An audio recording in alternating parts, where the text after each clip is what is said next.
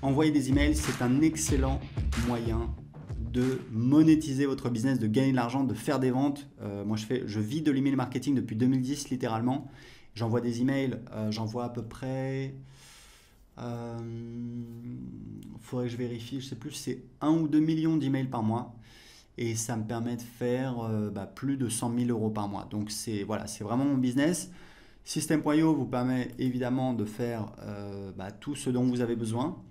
La première utilisation, c'est donc de créer une newsletter. Une newsletter, c'est quoi? C'est un email qu'on va envoyer manuellement à sa liste. On va faire un envoi manuel ou alors on peut le planifier, mais grosso modo, c'est quelque chose qui va arriver une fois. Donc on pourra toujours dupliquer sa campagne, enfin dupliquer sa newsletter, la réenvoyer 6 mois plus tard, 1 an plus tard. Nous, c'est ce qu'on fait puisqu'on fait tourner un petit peu nos offres, nos campagnes.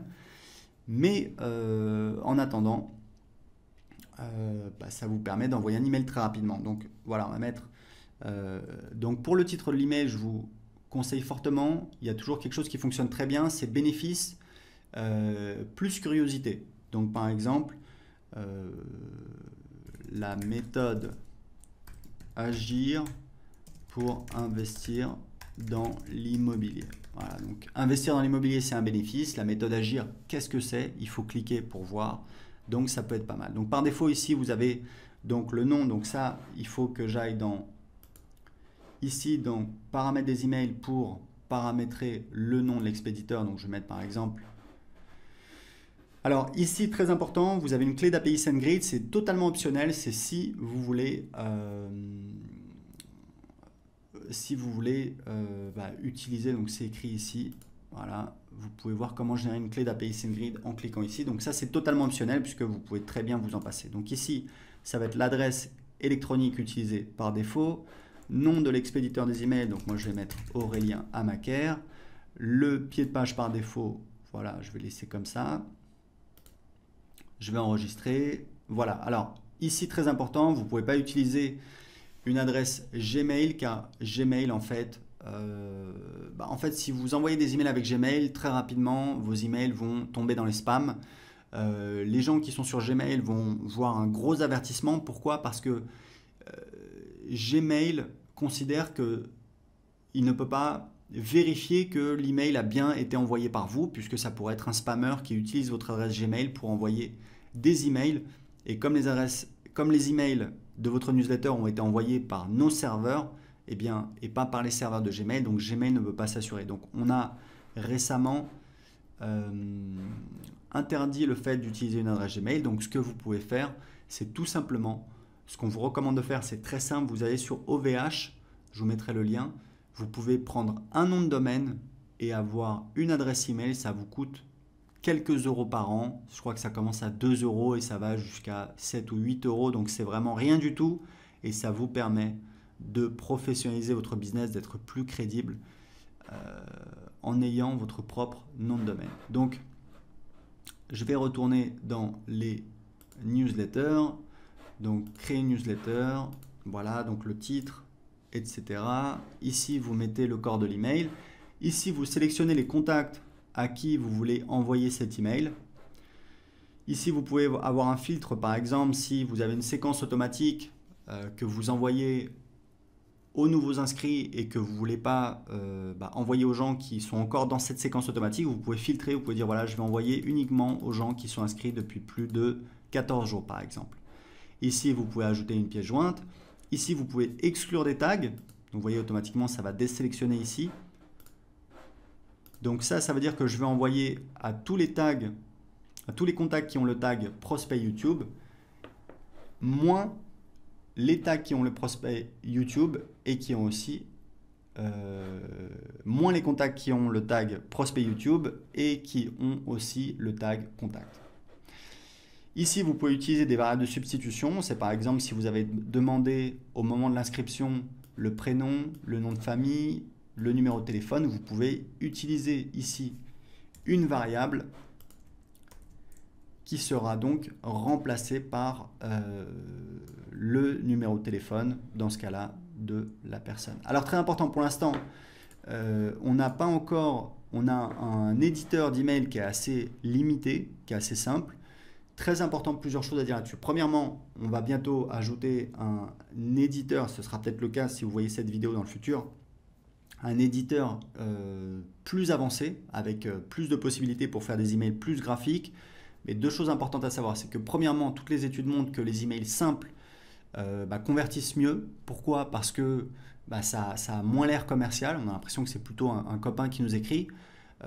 Et deuxième chose, n'oubliez pas que moi je vis de l'email marketing depuis 2010. Tous mes emails, j'utilise, voilà, ça sert à rien d'avoir une belle présentation, etc. Je sais qu'il y a des gens qui y tiennent, c'est pour ça qu'on va le faire, mais juste pour vous dire que vous pouvez très bien commencer à vendre et vendre avec uniquement un éditeur très simple comme celui-là. Donc voilà, donc ça c'est pour les newsletters, vous enregistrez. Ici on va mettre le titre.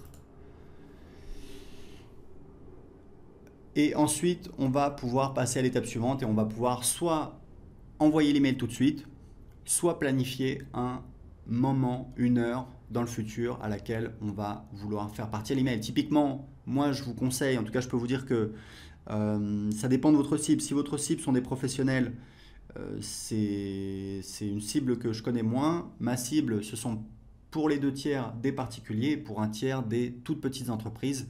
Et je sais que ce qui fonctionne très très bien pour envoyer des emails, c'est les meilleurs jours, c'est donc mardi, mercredi, jeudi. Idéalement, j'envoie les emails tôt le matin, c'est-à-dire vers 7h30, 8h. Les emails et le dimanche soir, c'est très très bien aussi. Les moments les moins bons pour envoyer des emails, c'est donc le lundi. Le lundi matin, les gens retournent au boulot, ils sont motivés, ils ont des réunions, ils ont des tâches qui les attendent, donc ils sont moins disponibles.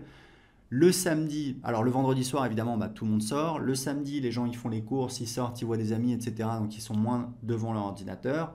Le dimanche matin, je pense que c'est pas mal. Et le dimanche soir, c'est vraiment très très bien pour envoyer des emails. Donc voilà, donc moi c'est surtout mardi, mercredi, jeudi et dimanche. Ok? Donc ça, c'est des petits conseils pour envoyer des emails, des petits conseils très simples. Ici, vous avez donc les campagnes.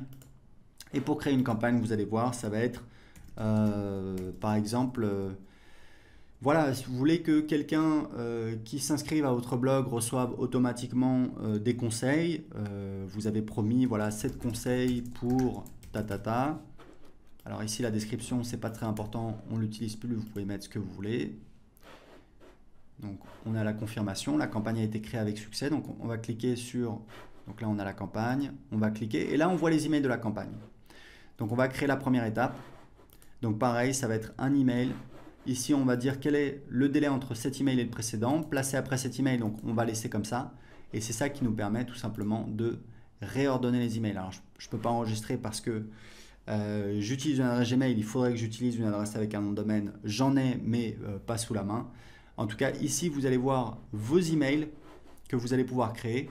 Et ici, vous avez donc une remarque, c'est assez intéressant, c'est-à-dire que moi, quand je crée des séquences, et j'ai des séquences dans tous mes business. Je mets toujours en place des séquences qui vendent en automatique. C'est des séquences qui durent en général 1 semaine à 2 semaines, parfois un petit peu plus. Mais en général, voilà, c'est 1 semaine à 2 semaines. Je vais envoyer des emails. Au début, ça va être plutôt ça va être des emails assez soft. On va envoyer du contenu, on va répondre à des objections, on va répondre à des questions fréquemment posées, on va envoyer des témoignages, on va peut-être ajouter des bonus. Et puis, au fur et à mesure qu'on approche de la date limite, je vais commencer à mettre un petit peu plus la pression en disant voilà, on arrive bientôt à la fin de la date limite pour profiter du bonus, inscrivez-vous maintenant, etc., etc. Donc, ce que je vous conseille, puisque c'est pareil, ça fait des années que je fais ça, si vous voulez mettre en place une séquence de vente d'emails en automatique, faites simple. Prenez-vous 2 heures, faites 3 emails, hop, vous avez 3 emails qui tournent, plus besoin de vous en préoccuper. Vous pouvez faire 5 emails, 7 emails, 10 emails, c'est pas très important. Ce qui est important, c'est vraiment de ne pas essayer de faire parfait, d'avoir quelque chose qui est présent, d'avoir une petite séquence qui tourne et qui va travailler pour vous, puisque vous allez voir que vous allez voir le nombre de contacts à cette étape, vous allez voir le nombre de contacts qui sont en train d'avancer comme ça. Vous allez voir les statistiques et puis ici, vous avez un champ remarque qui est assez utile où en fait, moi, je note quel est le but de cet email. Donc ça va être témoignage, annonce bonus, répondre aux objections, etc., etc., etc. Donc ici, vous allez ajouter les emails de vos campagnes. Donc vous voyez, c'est très simple. Vous pouvez soit envoyer des newsletters, donc c'est des envois manuels qui sont réalisés une fois, même si vous pouvez ensuite eh bien, dupliquer vos newsletters pour les renvoyer peut-être 6 mois plus tard. Vous avez également accès à des statistiques détaillées sur quelles sont les personnes qui ont ouvert l'email, quelles sont les personnes qui ont cliqué sur l'email, quelles sont les personnes qui ont cliqué sur spam. C'est très important parce que ces personnes-là, il va falloir, ce que je vous conseille, c'est de supprimer ces personnes-là, parce que c'est voilà, des personnes qui apparemment ne veulent pas recevoir vos emails. Et que si vous avez trop de personnes qui cliquent, enfin qui notent votre email comme spam, ça va nuire à votre délivrabilité. Donc c'est très important pour vous de vraiment d'essayer d'éviter ça.